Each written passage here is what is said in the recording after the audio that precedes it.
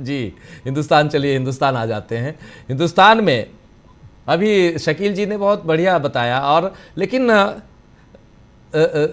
शकील जी के पास आऊँगा तो उनसे पूछूंगा, जानना चाहूँगा उनसे कि आखिर क्यों आज नरेंद्र मोदी जी दोनों, मतलब दोनों पक्ष अपने हाथ में रखना चाहते थे कि जीते तब भी हारे तब भी, और क्यों उनको लगता है कि वो हार रहे हैं, ये समझेंगे। लेकिन ओवरऑल अगर संसद आते हैं तो संसद में इस महिला नारी वंदन अधिनियम को बार बार खोल के ले आते हैं, और आज भी उससे ढकने की कोशिश दो और चीज़ों को की गई है, जिसमें परिसीमन का मामला, जिसमें 850 सीटों, ये 850 सीटों की कहानी को कैसे देखते हैं आप स्वामी जी?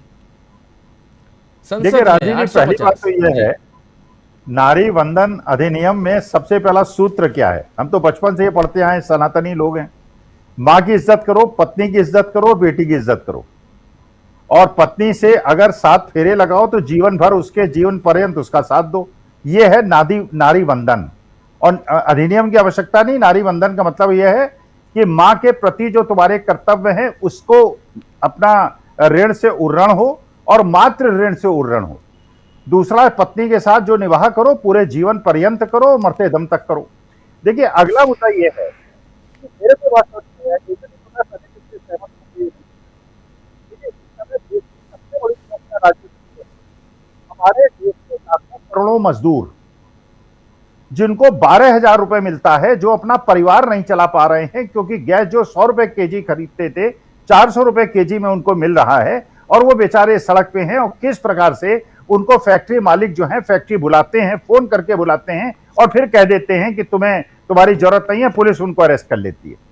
देखिए, सीधी सी बात यह है कि इस समय मुद्दा है हमारे देश के श्रमिक, हमारे देश के गिग वर्कर्स, हमारे देश के ओला उबर के चालक, और हमारे देश के वो गरीब वर्ग।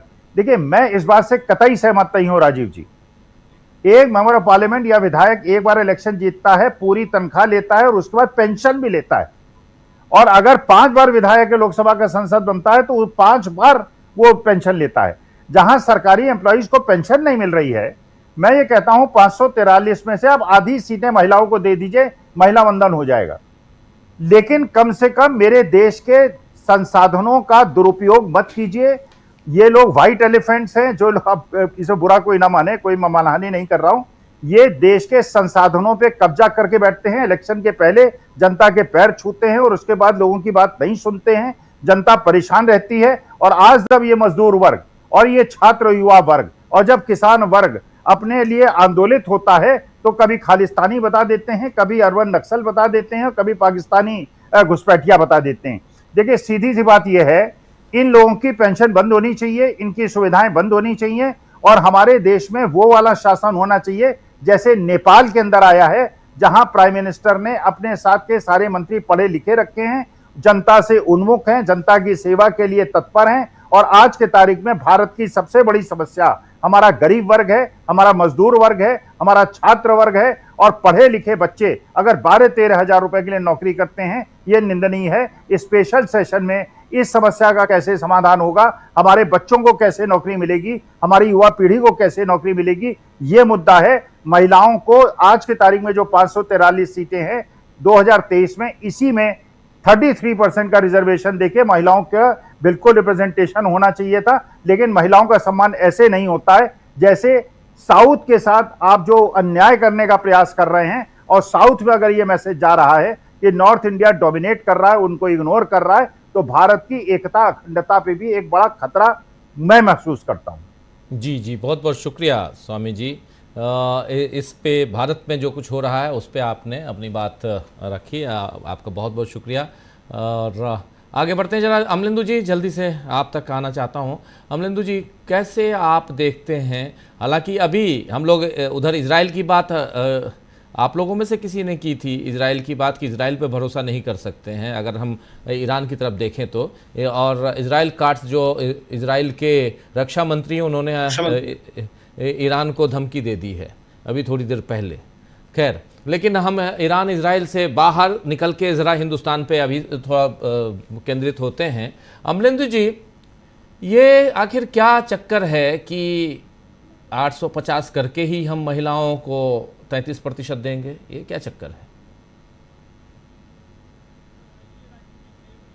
जो अभी बनी नहीं है उनको बनाने की कोशिश की जा रही है।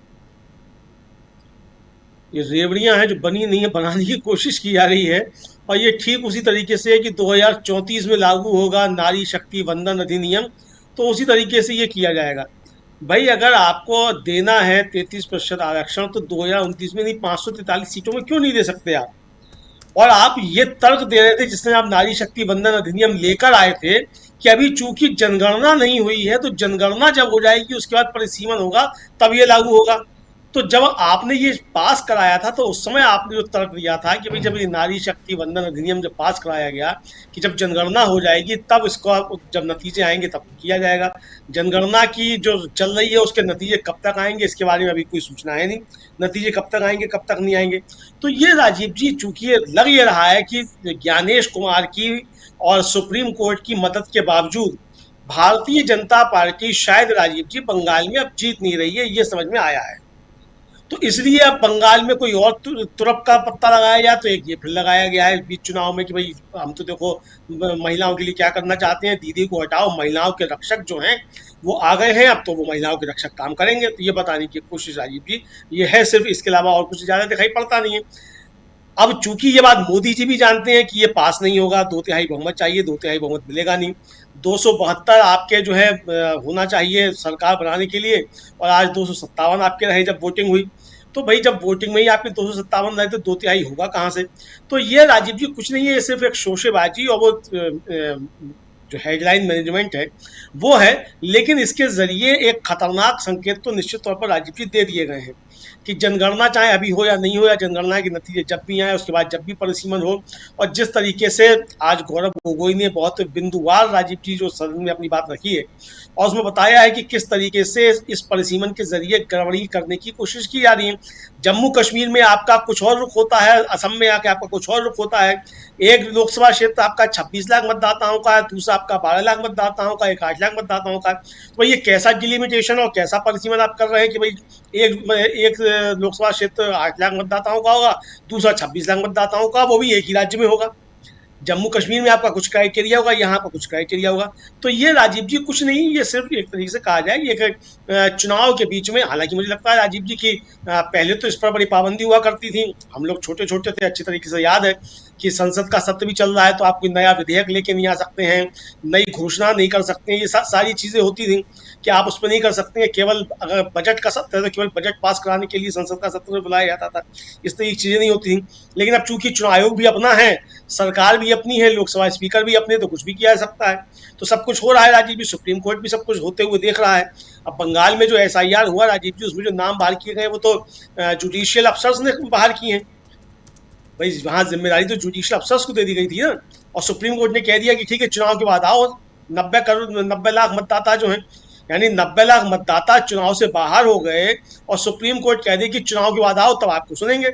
तो इसका मतलब कि आम आदमी का जो है कोई मताधिकार है ही नहीं, तो संविधान रहा कहाँ? तो अब राजीव जी यही सारी चीजें, तो इसमें संविधान संशोधन की जरूरत क्या है?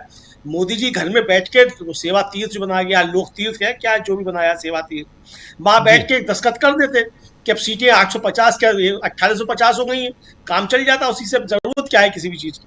तो ये राजीव जी भरमाने की कोशिश है, इसके अलावा और कुछ नहीं है।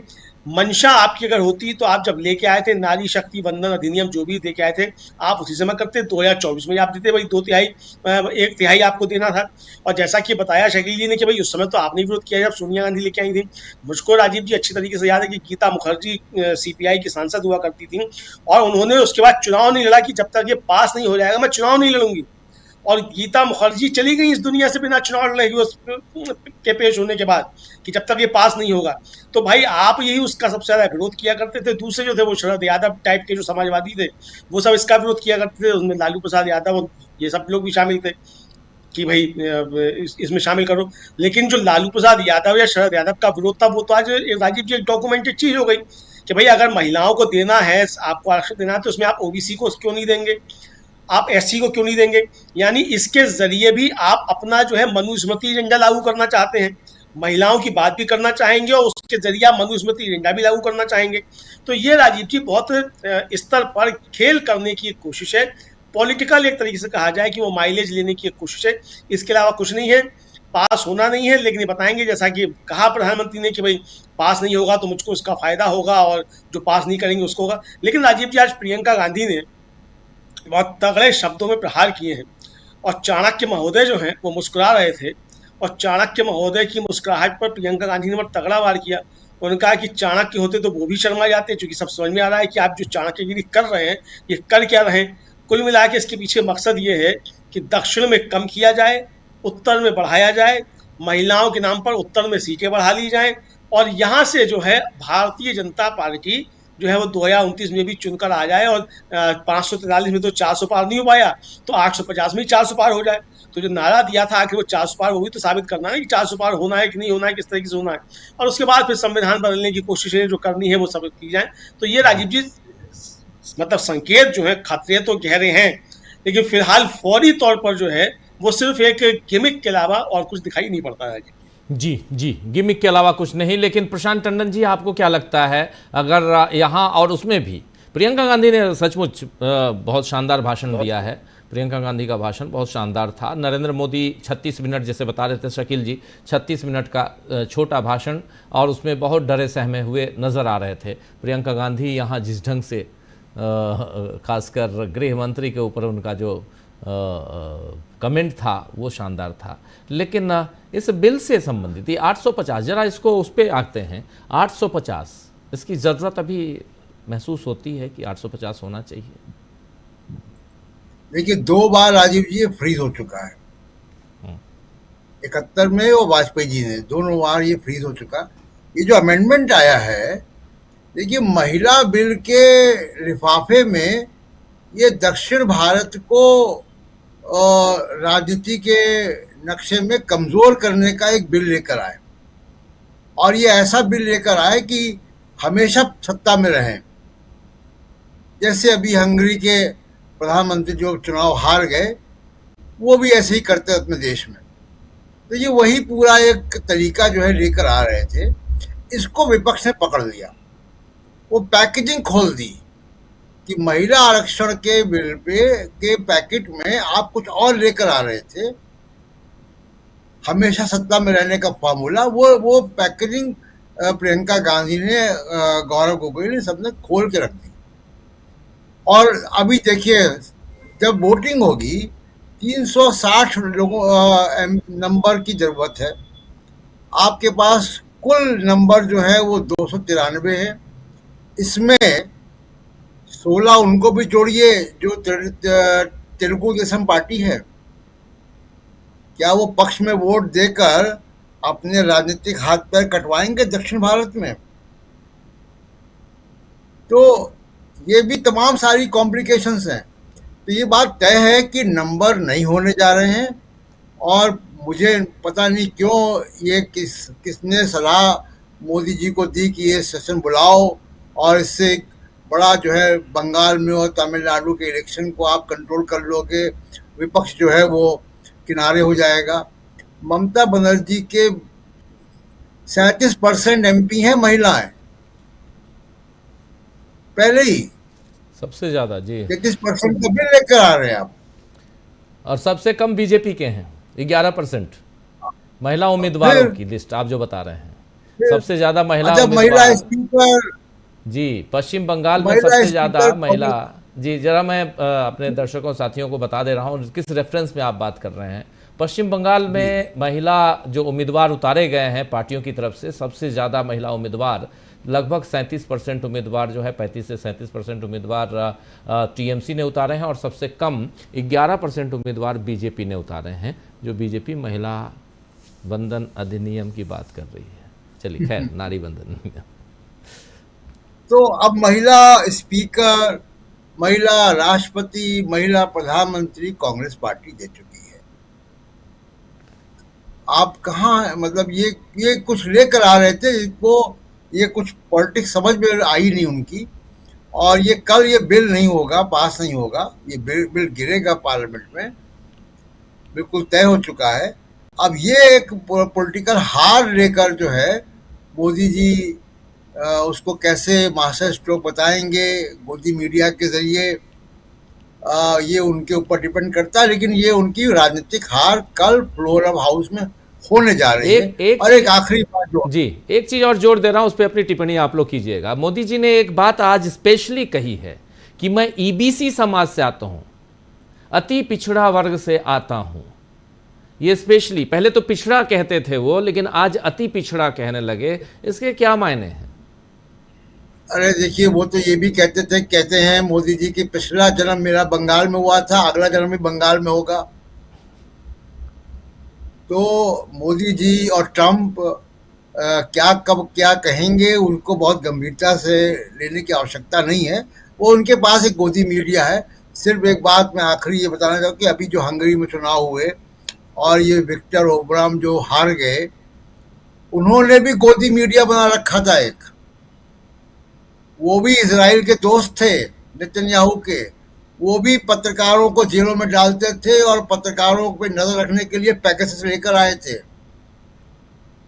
चुनाव हार के जा चुके हैं। अब वहां पे गोदी मीडिया खत्म किया जा रहा है हंगरी में। तब गोदी मीडिया इस जीत को, इस हार को जो कल होने जा रही मोदी जी की पार्लियामेंट में, उसको मास्टर स्ट्रोक और जीत बताएगा।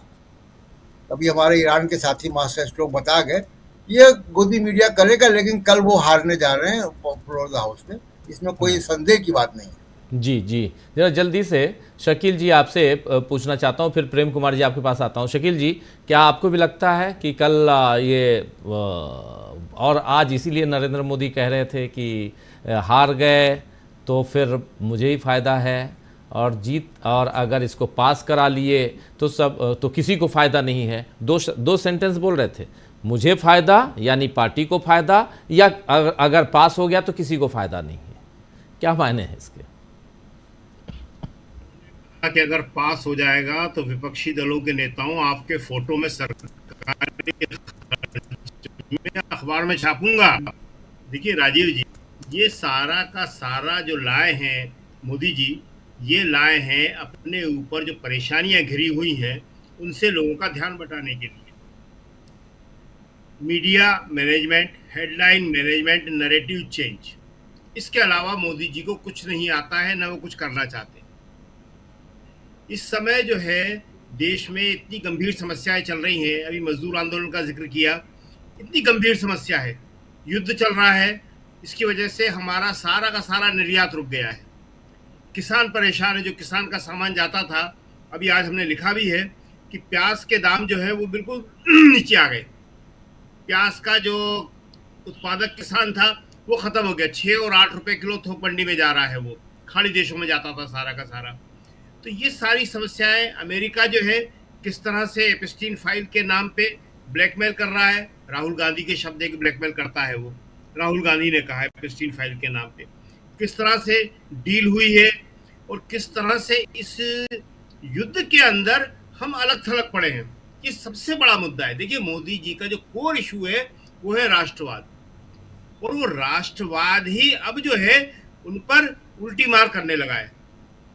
पाकिस्तान, जिसको यूपीए सरकार ने बिल्कुल कॉर्नर कर दिया था, जिसको आतंकवादी देश घोषित करवा रहे थे, वो आज वो अभी आप ही बता रहे थे कि अभी ईरान होके आया है और अब उसका प्रतिनिधिमंडल अमेरिका जा रहा है जी। तो वो पाकिस्तान आज मुख्य भूमिका में कैसे आ गया? हमारी कमजोरी की वजह से। पाकिस्तान ने कुछ नहीं किया है, पाकिस्तान का कोई योगदान नहीं है, हमारी कमजोरी की वजह से। क्यों? क्योंकि हम जो अपनी भूमिका है वो नहीं निभा पा रहे। इन सबसे मोदी जी को ध्यान हटाना था देश का, और वो इसीलिए कह रहे हैं कि मैं हार जाऊं क्या फर्क पड़ता है, गोदी मीडिया तो है, वो माहौल बना देगा सारा का सारा। हमने बताया कि महिलाएं काय के लिए लाए थे आज सारी की सारी, पूरे संसद में आज महिलाएं थी, अच्छी बात है, हम इसको बुरा नहीं मानते, लेकिन ये सब राजनीतिक उद्देश्य के लिए। आप अभी बता रहे हैं कि 850 सीटें अगर ये कांग्रेस के राज में होता तो भी सारा गोदी मीडिया खर्चा बताने लगता, बढ़ जाएगा, मैं बताता था कितने कमरे हैं राष्ट्रपति भवन, क्या। आज ये सारे मुद्दे कहीं नहीं होते।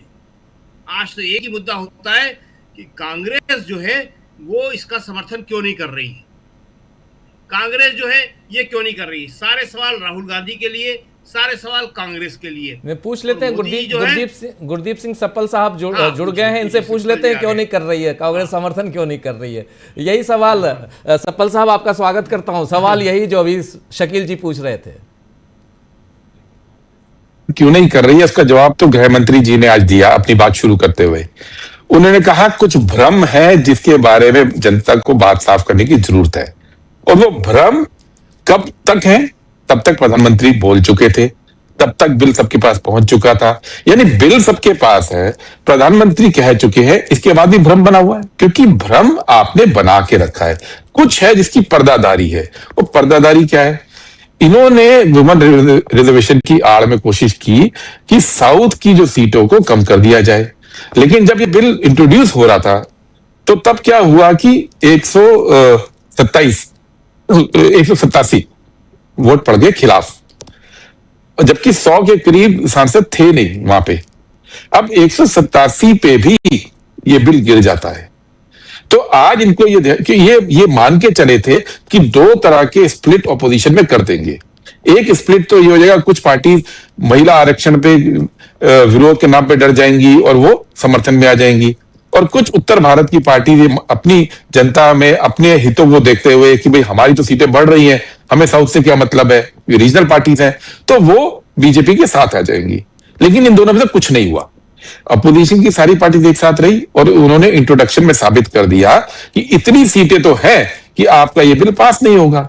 तो अब उन्होंने सेकंड पैंतरा ये चला कि अमित शाह जी ने पूरे अंदर हाउस के अंदर बताया कि नहीं, प्रोपोर्शन सेम रहेगा, जिसकी 80 है उसकी 120 होगी, जिसकी 40 है उसकी 60 होंगी।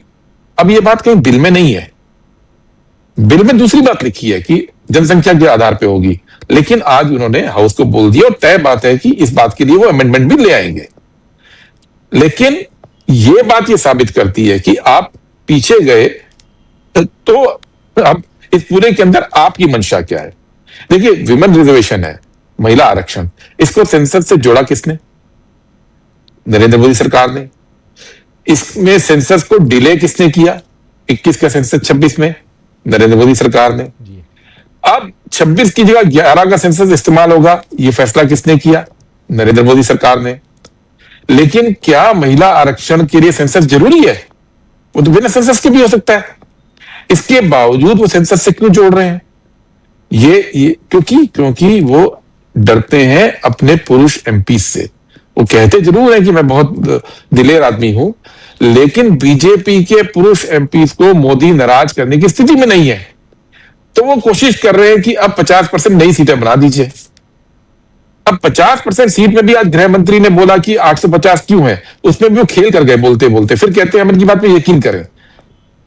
850 अधिकतम सीटें हैं राजीव जी, उसका 25% जोड़ के होती है 825, लेकिन बिल में कितनी है? 850।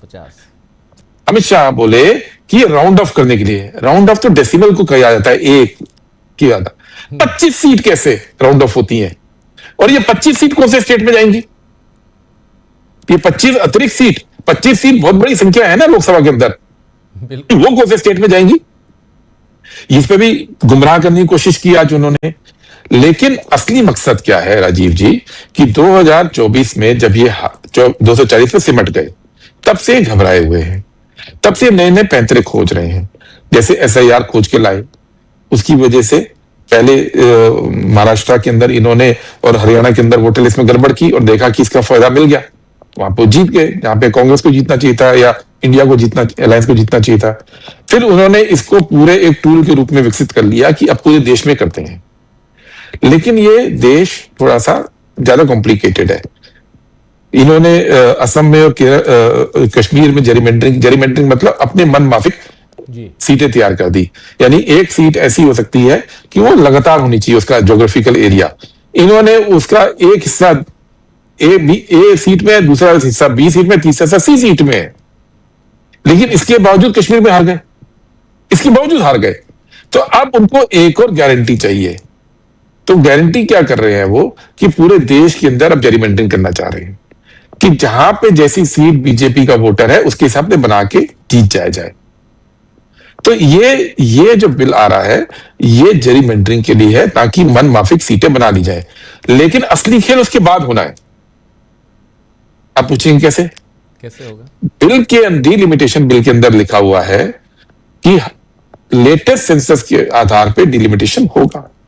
तो ये आखिरी डिलिमिटेशन नहीं हो रहा है, ये तो हो गया 2011 के आधार पे, जिसमें आपने जरीमेंडरिंग कर ली, जिसके दम पे आप सत्ता में आना चाहते हो 29 के अंदर।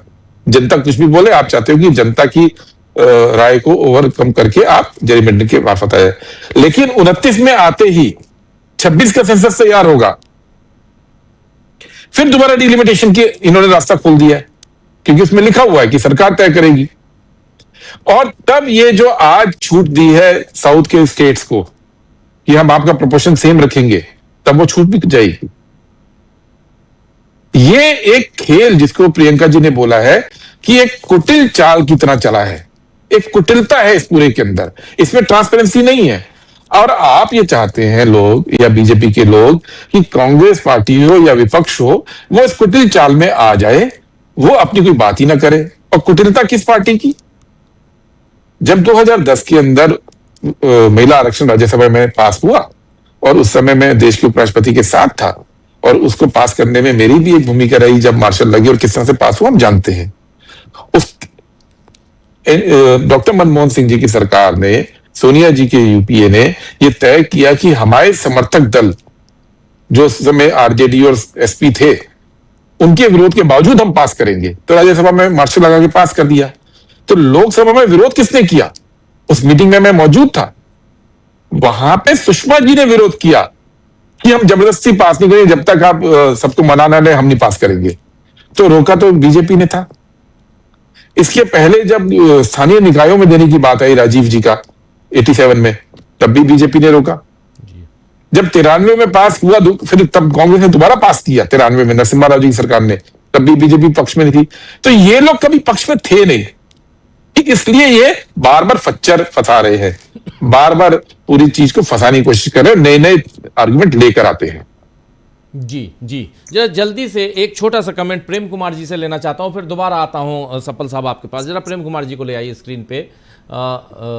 स्क्रीन पे जरा तमाम साथियों को ले आइए। और प्रेम कुमार जी, जल्दी से जरा आपसे समझना चाहता हूँ इस पूरे बिल के इस मामले को, इसमें क्या अगर पॉलिटिकली देखा जाए, बहुत ही विस्तार से अभी सफल साहब ने समझाया पूरा कि कैसे और क्यों कांग्रेस इसका विरोध कर रही है, विपक्ष क्यों विरोध कर रहा है, इसके पीछे की कहानी क्या है। लेकिन महिला जो नारी वंदन अधिनियम, उसको दोबारा क्या इसको एक कवच के रूप में इस्तेमाल करने के पीछे कारण क्या है? ये तो दिख रहा है कि कवच के रूप में इस्तेमाल कर रहे हैं, लेकिन क्या कारण हो सकता है? क्या यही कि देखो कांग्रेस और विपक्ष जो है महिलाओं की पक्षधर नहीं है? ये अगर ये नैरेटिव सेट करना है तो क्या आज की तारीख में ये नैरेटिव सेट होता हुआ दिखाई देता है? एक बात तो ये है राजीव जी के जिस मकसद से ये बिल लाने की सोच बीजेपी की रही, वो मकसद, उसकी कुटिलता, उसका साजिश पक्ष बस्ट हो गया, बेनकाब हो गया। तो बीते 12 सालों में ये पहला ऐसी पहल होगी सरकार की ओर से जिसका तय है कि वो हारेंगे, वो गिरेगा, वो सफल नहीं होगा, ये तय है।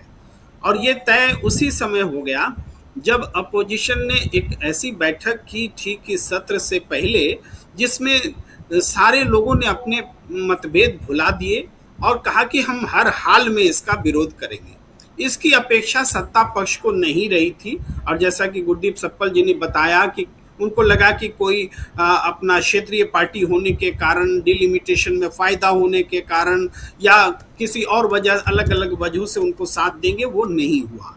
तो ये पहली बार है कि सत्ता पक्ष का जो बिल इंट्रोड्यूस हो रहा है वो हार गया है, हार जाएगा और वोटिंग शायद हो भी ना हो, बहाना से ये बचेंगे, ये भी बात है। ये सारी स्थितियां हैं। लेकिन दूसरी बात ये है कि ये जो सारी बातें आई हैं लेकर के डिलिमिटेशन होना चाहिए, महिला आरक्षण पर तो कोई मतभेद है नहीं, सबने स्पष्ट कर दिया। अब है कि इसके पीछे जो डिलिमिटेशन हो रहा है उसमें जो कुटिलता है उसका विरोध हो रहा है। हालांकि मुझे अब भी ये बात लगती है कि जब कांग्रेस का ये स्टैंड है या अपोजिशन का ये स्टैंड है कि इसमें आनुपातिक हिसाब से होना चाहिए, संसद में प्रतिनिधित्व बढ़ना चाहिए, जिसका कि अमित शाह ने आज ये बात कह करके सबका समर्थन लेने की कोशिश की।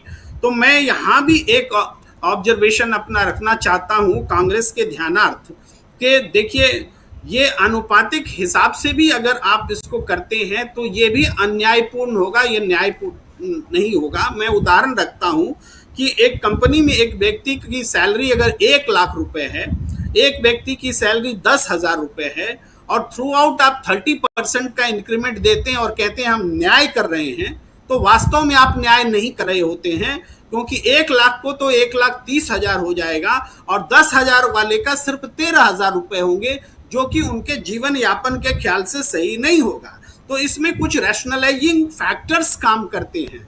तो हमारे जब डिलिमिटेशन होगा तो उसमें केवल जनसंख्या नहीं हो सकती, उसमें ज्योग्राफी भी हो सकती है, उसमें स्टेट का जो अपना एरिया है, उसका प्रोपोर्शन है, उसने जो परिवार नियोजन में अपनी भूमिका निभाई है, उन सबका एक फैक्टराइजेशन क्रिएट होगा, तब जाकर के आप इसको न्याय कर सकते हैं। लेकिन आप सीधे कहेंगे कि रैशनलाइज कर दो, तो जाहिर बात है कि उत्तर प्रदेश में 80 से 135 हो जाएगा अगर 2011 की जनसंख्या लेंगे, और 2011 ना लें, सिर्फ ऐसे ही आप समानुपातिक ढंग से करें तो भी वो 80 से 125 होगा।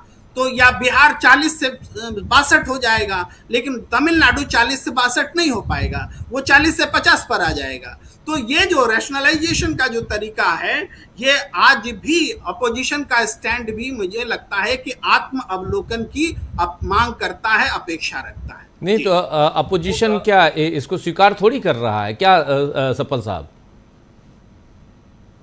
स्वीकार करने का भी नहीं है। जैसा प्रेम जी ने कहा कि उत्तर प्रदेश की 50% से 80 से 120 होंगी और तमिलनाडु की अभी 39 है।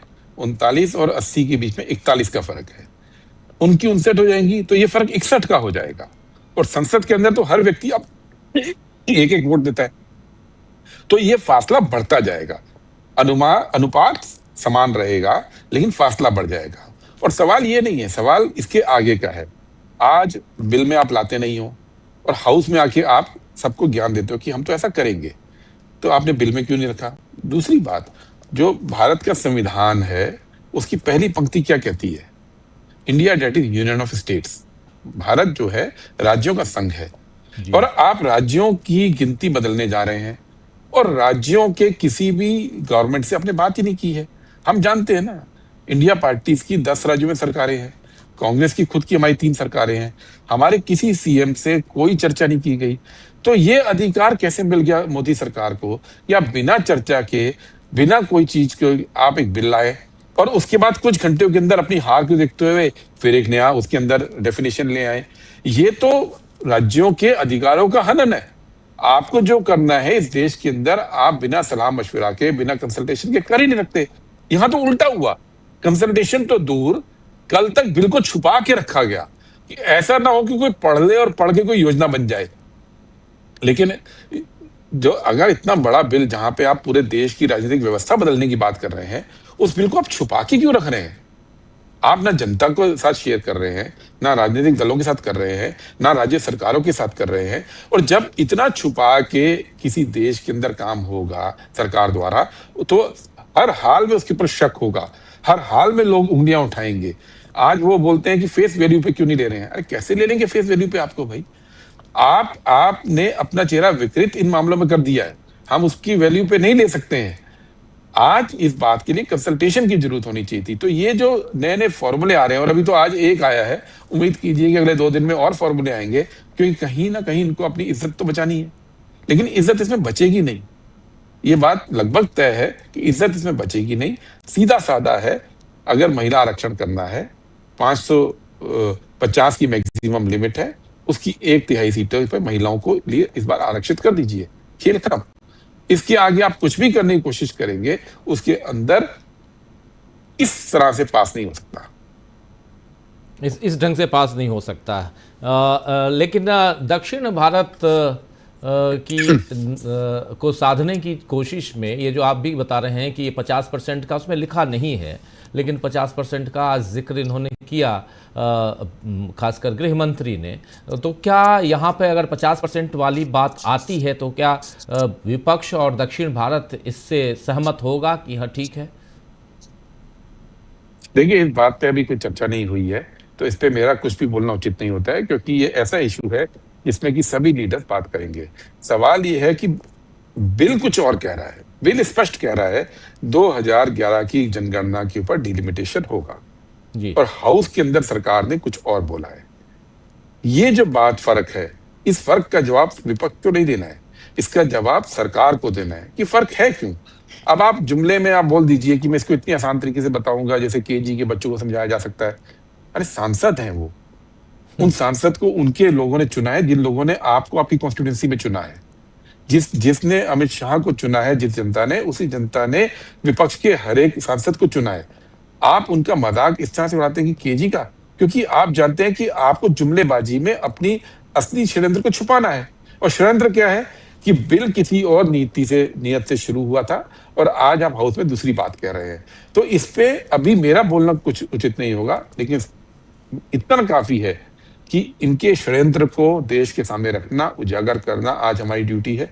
उसको हम कर रहे हैं कि बिल के अंदर, मैं आपके दर्शकों को बता दूं, स्पष्ट रूप से लिखा है 2011 की जनगणना के ऊपर सेंसस होगा, लेटेस्ट जो होगा। और बिल नहीं तो अगर आप ऐसा नहीं था तो आप एक क्लॉज लाते कि भविष्य के अंदर लेटेस्ट जनगणना पे होगा, और ये वाला जो है उसमें जनगणना का कोई रोल नहीं होगा, केवल 50% के ऊपर होगा। ये क्लॉज तो कहीं नहीं आया ना। तो ऐसा तो हम मानते नहीं है कि सरकार के जितने लोगों ने बिल ड्राफ्ट किया है वो बड़े अनाड़ी हैं, उनसे छूट हो गई, भूल हो गई, ऐसा तो कहीं नहीं आया। और आप अमेंडमेंट लाएंगे, और इस बिल को आप छुपा के भी रखे हुए थे। तो इन सवालों को हम जनता के बीच में ले जाना चाह रहे हैं। जी सफल साहब, एक आखिरी सवाल, और क्योंकि प्रोग्राम का समय भी खत्म हो चुका है, ज़रा आपसे समझना चाहता हूं कि कल बैठक हुई खरगे साहब के घर पे, और विपक्षी दलों की एक शानदार बैठक हुई। उसके बाद क्या यहाँ पर विपक्षी कुनबे को इस मामले में हम बढ़ते हुए देख रहे हैं? क्या आप लोगों को उम्मीद है कि जैसे बीजू जनता दल ने कहा है, उनका बयान कल देख रहा था मैं, या टीआरएस और बाकियों के भी, या जो इनके सहयोगी दल हैं, इसमें कुछ दिखाई देता है क्या कि ये आप लोगों के साथ? नहीं, उम्मीद नहीं, ये तो हकीकत है। इन पार्टीज ने अपनी पोजीशन स्पष्ट कर दी है, और जो इंडिया अलायंस की पार्टी थी कल सबकी सब मौजूद थी, जबकि 2 राज्यों में चुनाव चल रहा है, दोनों बड़ी पार्टीज हैं। तृणमूल कांग्रेस के लोग भी वहां मौजूद थे, जबकि वहां पे चुनाव आमने सामने लड़ रहे हैं हम लोग। इसके बावजूद इस मुद्दे पर सारे लोग एक हैं, और वो एकजुटता जब आज बिल इंट्रोड्यूस किया गया वो दिख गई। 187 सांसदों ने, जबकि पूरी संख्या में लोग नहीं थे, इस बिल के खिलाफ वोट दिया है, और 100 सांसद अभी एब्सेंट थे। अगर ये 100 सांसद ना आए या ना आए तो भी 187 पे ये बिल गिर जाएगा, और ये सारे के सारे अपोजिशन के लोग एकजुट आज दिखे, कल भी एकजुट दिखेंगे आपको, परसों भी एकजुट दिखेंगे। जी, मतलब आपका कुनबा बढ़ रहा है, ये साफ दिखाई दे रहा है। ये बिल गिरने वाला है, ये भी दिख रहा है। चलिए, बहुत बहुत शुक्रिया सफल साहब आपका, बहुत बहुत शुक्रिया प्रेम कुमार जी, शकील जी, प्रशांत जी और अमलेंदु जी, आप सबका बहुत शुक्रिया इस चर्चा में बने रहने के लिए। वक्त की कमी है इसलिए, नहीं तो चर्चा बहुत गंभीर है। इस चर्चा को आगे और हम बढ़ाएंगे, क्योंकि कल भी और परसों भी इस पर अभी बात होना बाकी है।